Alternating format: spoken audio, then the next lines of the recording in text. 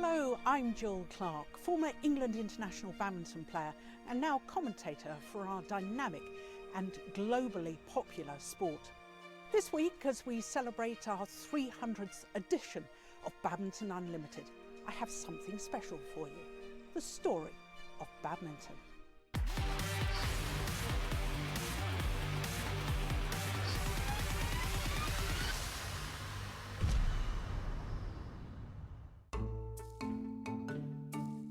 It's believed that it all began about 2,500 years ago. While it's uncertain exactly how the shuttlecock came into existence, there are records of children in China playing with a similar looking toy. It had feathers attached to a base, and they'd kick it around for hours.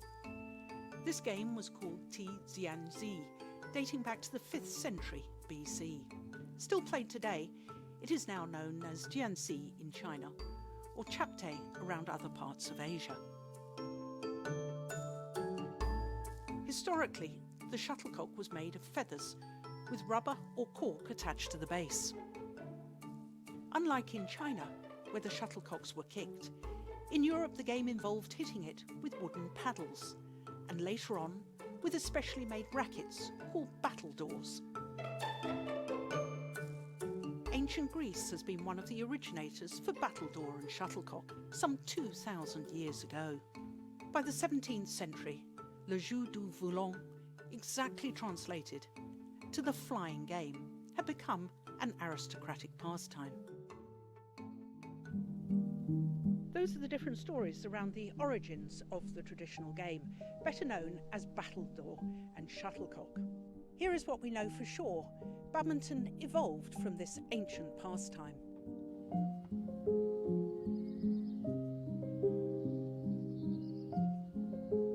Yeah, I think the game evolved from battledore and shuttlecock, and it's said that somebody had the bright idea of stringing some string across the hole in badminton, and instead of battledore and shuttlecock is just playing the shuttle backwards and forwards and hitting it to one another, you start to, when you put the string across, you start to hit the shuttle down and it becomes more competitive. And that's where I believe the badminton started. The earliest documented reference to badminton was in 1863 in England. The Cornhill magazine describes badminton as battledore and shuttlecock played on sides, with a string used to cut across the middle. Through modern technology of being able to go on to newspaper.com, we've discovered this article called "The Life in the Country House" was published in the Tuman's Exeter Flying Post, and this establishes that badminton was called Badminton in 1863, and it's published in this Cornhill magazine book.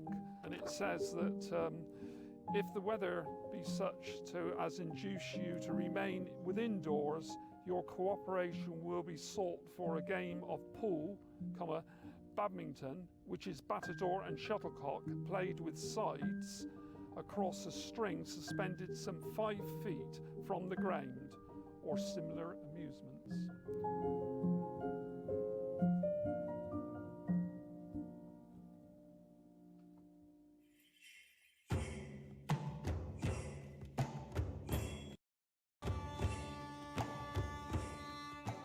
Sometime in the second half of the 1800s, a similar game was gaining popularity in India. We have a picture here of badminton being played in Simla in India. This is 1864, and you can see that it's a normal court as well, been marked out, and they're playing with quite large shuttlecocks as well. That's the earliest photograph we have of badminton being played in India. This is another photograph of badminton being played in 1867 in India. Well, you can see from that photograph there, in 1864, they were certainly using a net. It's slightly higher than 5 foot, but you can see they were using a net there. And again, in 1867, they were using a net there. This is a photograph of badminton being played in Peshawar in India in 1874. You can see that the courts, it's well played because the courts are worn out. The grass is worn out there.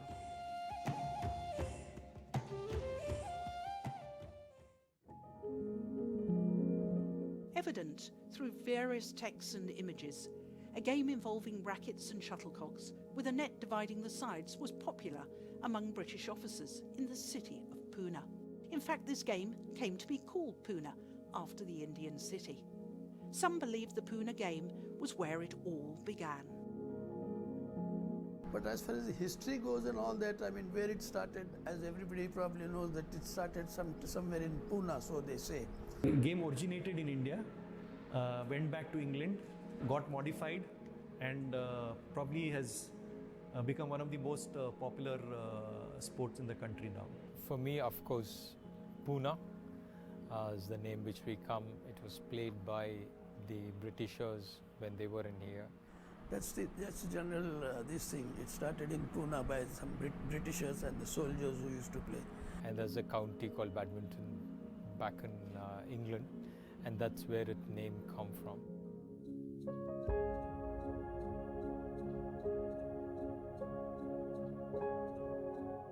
The Pune game was likely born at the Khaki Barracks in Pune, where officers in the British Army played the sport.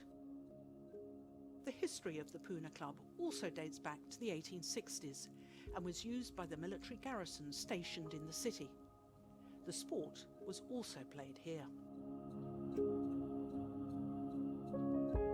The Pune clubhouse and library were unfortunately destroyed by a devastating fire in August 1945, and with it any recorded evidence of its association with the sport. However, based on pictures that were being sent back to England, we can only imagine scenes like this.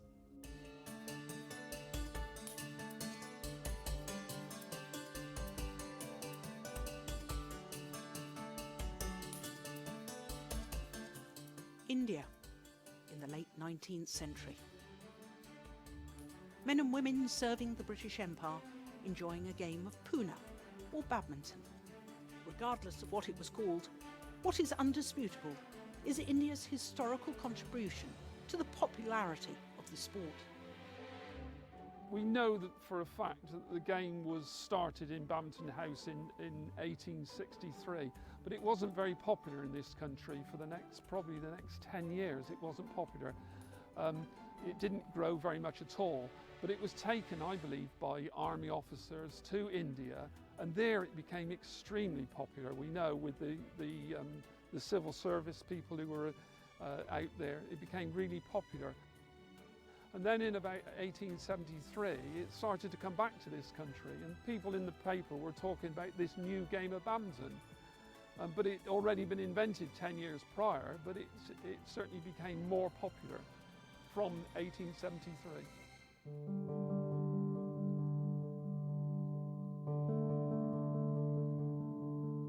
There were many variants of the game being played involving different types of court markings, net sizes, and the scoring system. By the early 1870s, the sport started to formalise, and in 1873, Major Forbes submitted a pamphlet published in Calcutta, which marked the first set of rules.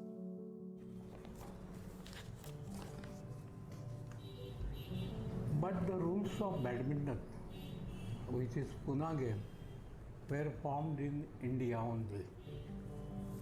In Pune, in Calcutta, Sialkot, then Chennai, everywhere the rules were formed. In Nagpur also the rules were formed. Likewise, that got amended every time. The size of the court was truncated in the center where you put the poles and net to open the doors to entry in the hall. The door should not obstruct the game. The game was played outside also, open air. But nowadays it is played in the hall. My understanding is the game was the game of badminton was played in Pune and in these military buildings, and they only had one entrance, and the entrance was in the side of the building, and that's why the net had to be reduced so people could get in and out of the hall. That's one theory. The sport continued to grow and saw a boom when British Army officers and civil servants who played the game returned home. The reason why so many of them moved to the south of England to places such as Southsea and Bath was because it was warmer and they could continue playing outdoors. Well, there weren't, in those days, there weren't many halls to play the game. So that's why I believe in 1863 the game wasn't very popular here, because there were very few halls for it to play. So it had to be played outside, and it couldn't be played very often because of the wind and the cold weather. But it was slightly different in India. I think that it was played mainly outside in India. All the photographs that we've seen are people playing outside. Time for a quick break, and when we come back, the story of how badminton got its name.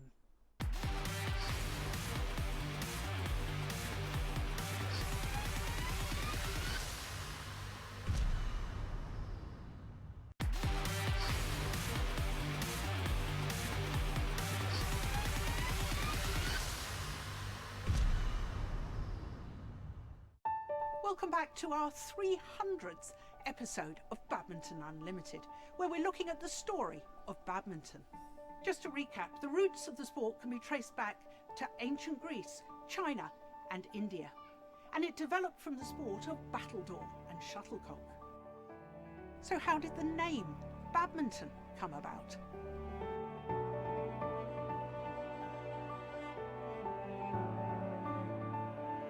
Well, a lot of people don't realise, especially in this country as well, don't realise that the game, or the name of the game, came from Badminton House. The 8th Duke had daughters that played battledore and shuttlecock, we know that. And also the sons of the 8th Duke were in the Indian Army. So that could have been a way that the game of badminton, as it was discovered in 1863, was taken back to India. Badminton takes its name from Badminton House. While it was referred to as the new game of badminton in 1873, like we said, the first documentation of the game badminton was published in 1863, and all corresponding evidence states that the game was already referred to as badminton.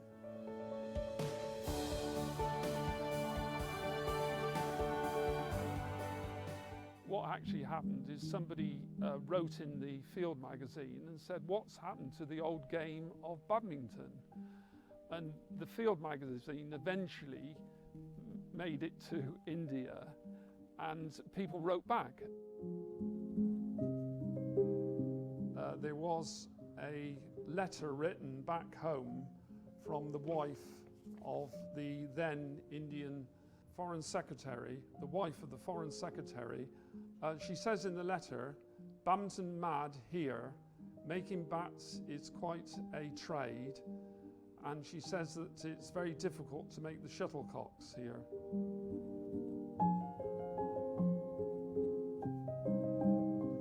This is an Indian racket made by Janzat Ji and Sons, Sialkot, Punjab, from the late 1800s. It's a one-piece racket that's bent round, and then there's a wedge piece put in there, and then it has a racket handle there in leather or chamois.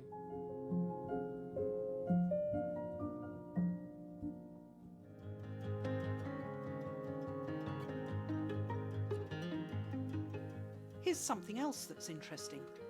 The dimensions of the hall in Badminton House closely resemble the court measurements that we see being used in the sport of badminton today.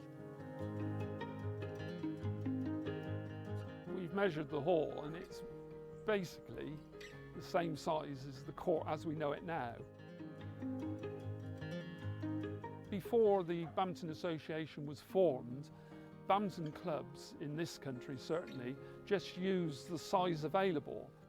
There was a court in Ealing Baths that was 60 feet by 30 feet, and when people came to play there, of course they struggled because the court was twice the size, and then the people from Ealing Bath went to play in a normal court, they would struggle as well.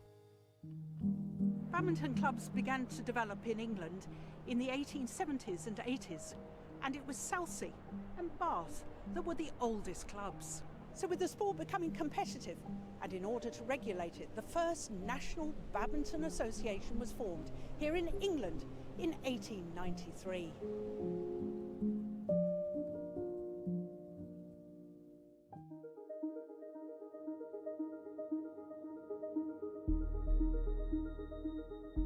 This is the framed picture of the start of the Badminton Association in 1893, and Colonel Toby put an advert in the Field magazine inviting all clubs to attend on September in 1893, and in the end 9 clubs turned up and they agreed to start the Badminton Association, and they also formed the first official rules of the game, which are very similar to the rules today.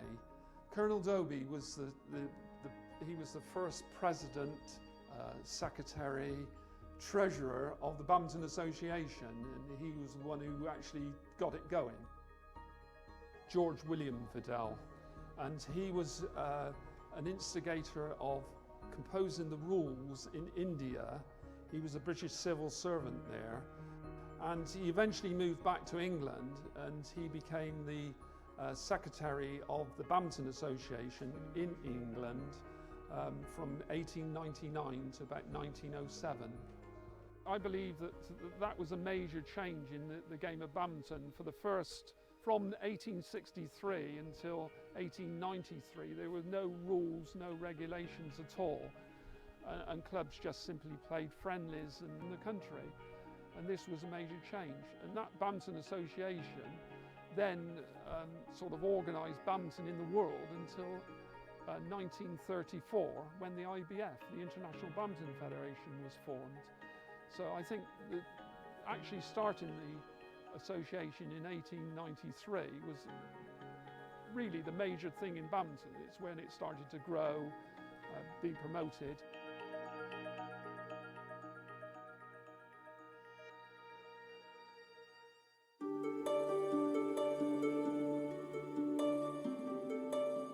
The equivalent of the Big Bang of badminton took place in 1898.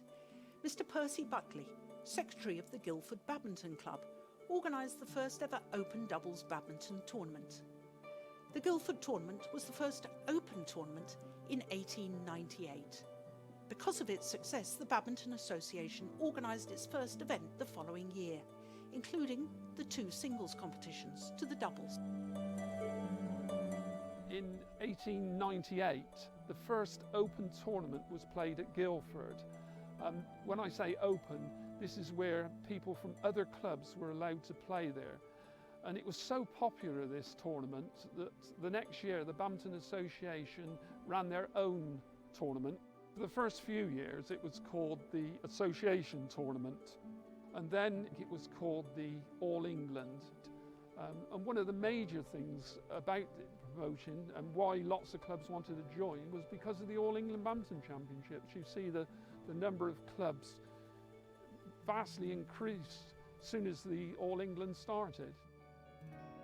My first interest in the history of badminton was when somebody sent me a photograph of the 1904 All England, and it is the first photograph of the All England.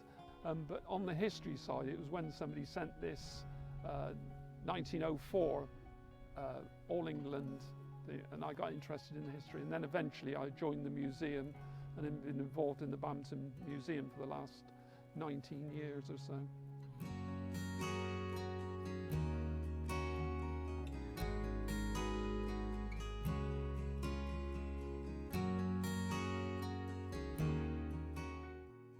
This one here is of a house in Sheldon in Teignmouth in Devon, and this is the house where the first All England champion lived.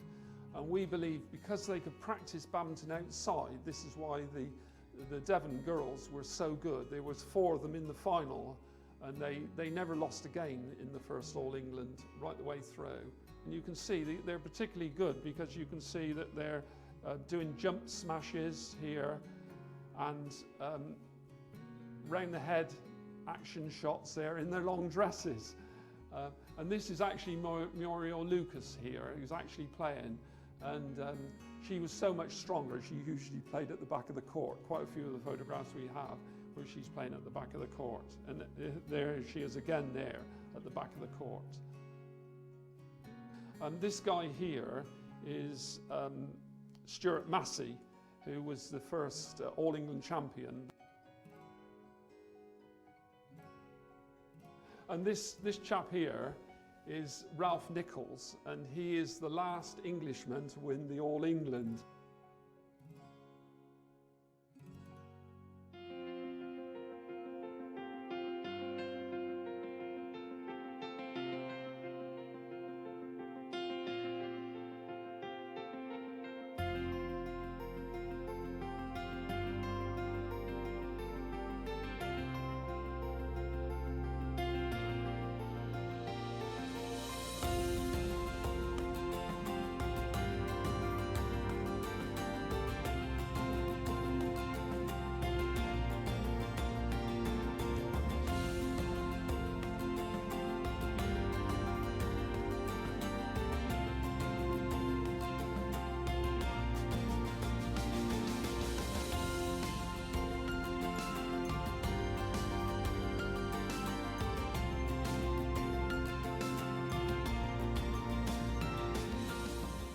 From, let's say, at the age of 15, when I first won the national junior title, it was always my ambition to win the All England title, because in those days World Championships was not there. In the early 70s, Olympics, it was not included.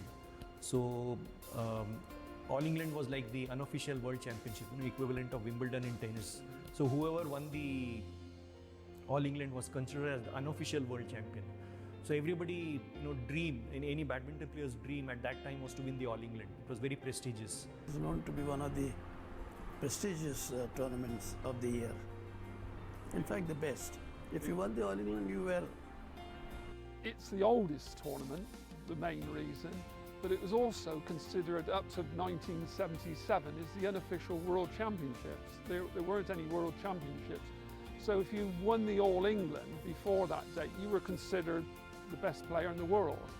The first 2 All England events were called the Badminton Association Tournament, and it was considered the unofficial World Badminton Championships until 1977, when the International Badminton Federation launched the official World Championships.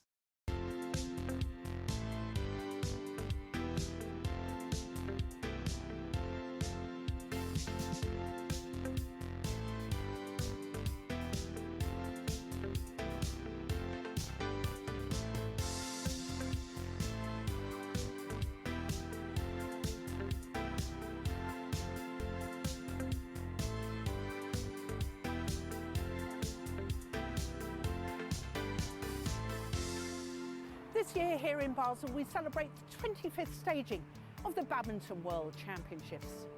It's taken 2,000 years since its origin and more than 150 years since the inception as a sport to get to where we are today. The second highest participation sport in the world, with a truly global following at the elite level. What a fascinating and glorious journey for the sport I love. Until the next time, bye-bye.